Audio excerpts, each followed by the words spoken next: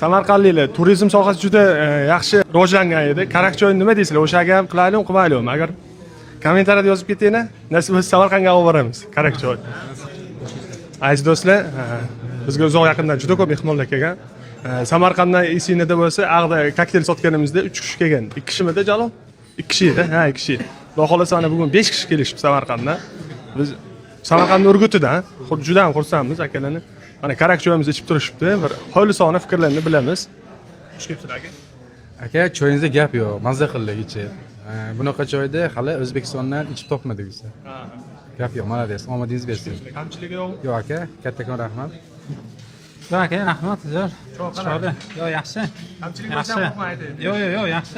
Chiroyli ekan. Karakchoy bormi? Yo'q, manimcha. Samarqanddan boshlashmi? Yo'q. Samarqanddan sherik keldik biz Aka, sizlarda fikr yo'qmi? Yo'q, hammasi chotka aka. Kamchiligi yo'q. Yo'q aka, hammasi zo'r. Choy yo'q karakchoy. Zo'r aka. Sizgacha Zo'r aka, gap bo'lishi mumkin. Mana endi yarimdan qaytarib kelgan mana shu kishi ekan. Instagramdan kirib Kelgan arziydi eshitdi. Barcha viloyatdan kelishinglarni, mehmon bo'lishinglarni kutib qolamiz.